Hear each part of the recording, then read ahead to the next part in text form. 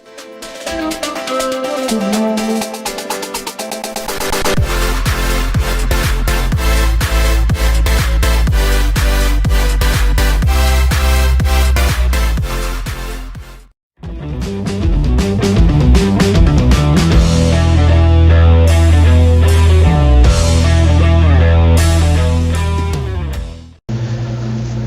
right, everybody, welcome in to another edition of Keeping Up with Southside Athletics. I'm here with head coach Miles Holcomb. And, Coach, I had the opportunity to come out and watch first half of your game last week against Etowah. First of all, tremendous atmosphere. Absolutely. The jungle showed up as well. Mm-hmm. You guys showed up as well. Your youth showed up as well. Yeah. In a good way. Most Absolutely. times you say youth showed up, a coach is saying that in a negative way, but you and I were talking off camera about just your freshman stats. Yeah, absolutely. Let's kind of start right there. You guys gutted this thing out. Mm-hmm. And, Coach Peavy, I just did his show, and he talked about, they was coached well. They gutted it out. 5-6 plays made the difference. Your guys were some of those guys you're about to talk about. But yeah, tell everybody about this freshman productivity you had in that game. Well, it was one of them situations where, we had two starters offensively that didn't play, and one of them was a junior, and one of them was a sophomore receiver, and the junior offensive lineman. So, when you're going into it and you don't have one of your best offensive linemen, especially against a team like Etowah, like I was nervous. And then going into that game, Deegan was he's been our leading receiver, and so we knew we didn't have our leading receiver, and we knew we didn't have one of our best offensive linemen, and so we were kind of worried about them loading the box on us a little bit, and which that's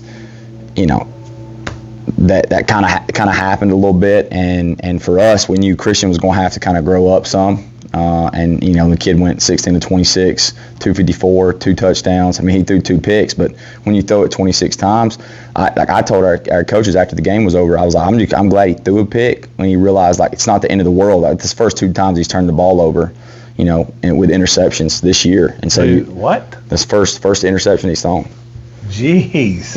And so you talk about that's crazy. Yeah, and it wasn't the end of the world. Our defense stepped up, no question. He made we were laughing after know that stat now. Oh yeah, he had not thrown an interception all year. He's pushing. His completion percentage is around 60-something%, which was about on average for him the other night. 2 more touchdowns. He's sitting at about 850 total yards passing right now through 5 games. Which, again, he's a freshman, and so we're halfway through the year. He doesn't even have his learner's permit. Does not. No. We were talking the other night. Awesome. And he's not even close. He's not even scratching the surface of what he's going to be. Oh yeah. No, he's learning something new every day, and he's growing too. Every day. Like a different guy. Yeah. The weight room's helped him a ton. And just I text him one day because I'm pretty hard on quarterbacks, because I don't your job. That's that, but I don't know another way to simulate the pressure of being the quarterback. Yeah. On Friday nights. The only way I can know how to do it is through the week. Hey, if you're not perfect, if your eyes are not in the right spot, throwing the ball, if you miss a throw, that's one thing, but there's a reason why. I'm always going to ask, and Coach Clay does a great job with him too, and it's always well, why are you looking over there? Why did you do this? Why did you do that? And he's just now starting to give us well, Coach, when I kind of gave a little half clap, and he was about to bump out the box, so I just worked the other way, and now he's not in autopilot. There's a reason why he's doing stuff. And he's starting to figure out, he's not just back there just throwing the ball around, he's a quarterback now. Yeah. And which is great to see. We had a bunch of guys at receiver step up. As good as our 3 freshmen were at receiver, and all 3 of them had 50-plus yards receiving. You got Anderson, Luke, and Adrian, they all had 50-plus yards receiving.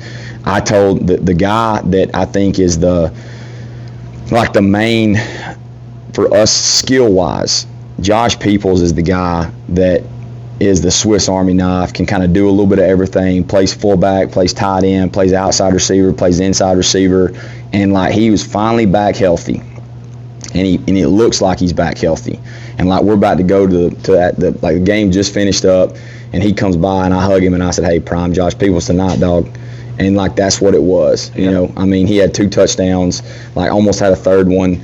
Like it was just it was a Josh Peoples kind of night for us. But I was incredibly proud of our team. I felt like I told him yesterday, and me and Scott Mayo were talking after the game Friday. It was kind of the first time for us that we've impacted another team. Like I felt like defensively for us to be able to kind of stifle their run game, you know, the way that we did, because they ran the ball on everybody. You know, I mean, you look like when they had people on the ropes at times, and they've just continued to get better through the year. Because like if you watch them against Jacksonville and you see them watch them play the other night, like they've just continued to get better. Worlds. You know, and I think that's a testament to Coach Peavy and their kids. Yeah. Like for continuing to get better regardless of what the outcomes are and regardless of what people say and everything else. Like they just continue to get better too. And I thought that was you know, one of the reasons why high school football is the best is an atmosphere in a game like that the other night. You got 2 programs who, you know, me and Coach Peavy talked before the game, like we're still trying to figure out what our identities are, both of us. Yeah. But if you just pulled up that game and you didn't know anything about it, like you would have thought, hey, these 2 teams are legit playing their best football. Yeah. And I think both of us, we're still looking for our best. Now it is a lot more fun to figure out and correct the mistakes after a win than it is a loss, though. That's for sure. Dude, that was not a physical game too. Mm-hmm. I seen you guys crowd. I mean, I was like, man, if you don't like contact, this ain't the game for you. That's because y'all were in a phone booth when they had the ball, especially now. That's right. Y'all did a good job spreading out, but now when they had the ball, hey, it was. Listen, we're downhill. Yeah. And that was one thing that, you know, we challenged our kids this week that, you know, when we played Hoax Bluff out here, I said it just felt like in the game they cared more about Hoax Bluff than we cared about Southside. And that was the challenge for our guys going in. Like we got a little bit of a redemption because now we get to play another rivalry game. Like, do those kids care more about Etowah than we care about Southside? And that was kind of been the challenge all week last week. Offense, a little different, but similar. But similar. Like I mean, we're like our downhill. No question. Like our edge the all year has been let's get downhill, let's run the football, let's establish the run. And some of it's because we've protected Christian a little bit. Didn't want to get him in a bad situation early, but he proved the other night like, hey, we can give him more responsibility. Like he's growing up, like, you know, and we told him in the open week, like there is no excuse like we're young anymore. We played 4 football games. Ain't nobody young no more. No, you know, there ain't no excuse now. He's already seen some bullets fly. That's right. Like, and we played, you know, you look at we were coming into it, and there's no moral victories, but like we were coming into it, we were looking at the 3 losses that we had, and you got Gunnersville, Fort Payne, Hoax Bluff. Like combined, they have 2 losses. Yeah. And like one of those losses was to Gunnersville. Like Fort Payne lost to Gunnersville. Gunnersville, I was to say, yeah. You know, another team like, and so played then each other. And that was it until, you know, and then the Anniston Hoax Bluff game. But other than that, like we had lost to 3 quality opponents. And so, you know, I think sometimes during the open week, our guys wanted to, like it almost came in like the sky was falling. Like, you know, I don't know what we're gonna do. Like, I don't know, we're 1-3, and I was like, hey, look, let's just find a way to get better today. I ain't worried about what our record is right now. The playoffs still in front of you. Exactly. Like we played, you know, 2 region games and we're 1-1 and about to find a way to play another one. You know, so I think our kids did a great job of taking the things that we did in the open week, taking the things we did last week in practice, and letting them translate over to the game. Christian goes to church with me, so he did all that and he come to church. So. That's the kind of kids we have. I walked in and I told him, I said, man, you safe for you to be over here? Because our church is in town. He started laughing. I told his dad, and I said, Maui, is it cool for him being here? I said, man, he had left some people upset over here. And he's like, I didn't do nothing. That was all him. It was fun to see, though. Yeah. You know, I was glad for him. You got to just like with how excited he was. You know, there was a couple times that, you know, we had some stuff we felt like schemed up to one side, and they kind of spun late, so we just kind of worked back over here to the field side, like stuff that you want to see from a young quarterback, you know.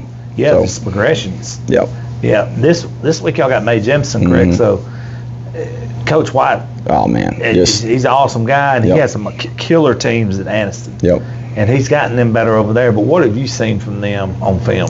They look a lot like the Anniston team. That, you know, before Coach White and him left and everything, before I left, that was, we would OTA every summer. I remember. You know, and like they would come over here and we'd do OTA, and then we would talk ball together. Like, just the amount of respect I got for them is incredible.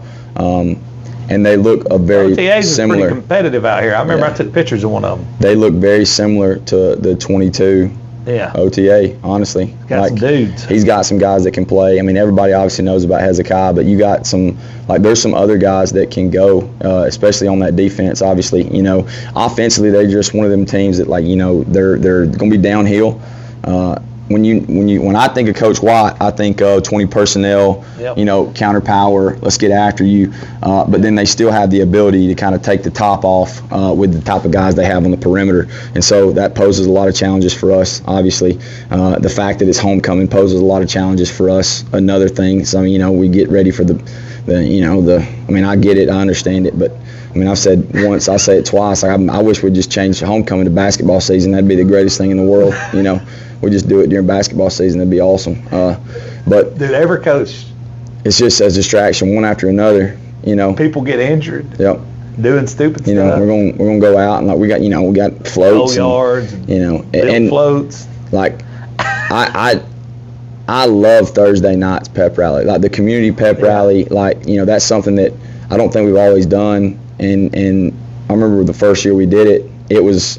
You're like, man, I don't know if anybody's going to show up to this thing, and the stadium's full, for a pep rally. And just as much as I kind of, it's a running joke. I just despise homecoming week. And so because we never play very good, and the fact that it is a region game makes us have to focus a little bit more on what's important. Yeah. And I love it. I love the kids getting to have fun, and the fact that, especially Thursday night, when you get to pull up here and you have the parade and you see all the people and you see all the little kids on the side of the road right here, and they're can't wait to talk to the guys, and that's, and then you walk in the stadium and you got a stadium full of people that just come to watch the band perform and the cheerleaders do some cheers, and then us walk in, that's pretty cool. That's high school football. Y'all used to do that at Hoover at the mall, didn't you? We did, Buck Day. We called it Buck Day right before, right after fall camp was over. Yeah. Right before game week started. And so the community come out. Yep, sure did. Yeah. And so it's. I think stuff like that's cool. It lets them understand, it's kind of a double-edged sword, because you have some guys that leave here and they go play small college football, and when I was at Hoover, the same way, and they're like, people care more about our high school team than they care about this small college team. That's true. And they almost get a little spoiled to the fact that, football matters here. Oh yeah, no, it's a big deal. It matters, and that's something that, we can't ever take for granted. Oh yeah. The fact that, I'm sure up here at McDonald's on Saturday morning, people was excited, and the guys that go in there and eat breakfast, they were probably talking about, what the score was, and same thing with Jack's. Yeah, same thing. There's two groups of men. Yeah. If you don't think it matters, go to losing some of all them games. That's exactly right.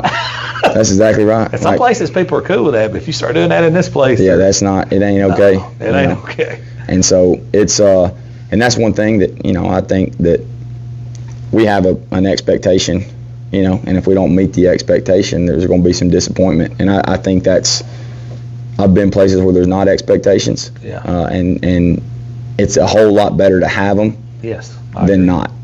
Yeah, because it's all the difference in the world. Absolutely. Coach, before we shut it down, I always like to kind of kick it back to you just for final thoughts. Could be anything. I know, obviously, homecoming's out there. I know the rookies are growing up, so to speak. You got a ton of stuff, but just anything you'd like to talk about. Yeah, biggest thing, obviously, our community pep rally.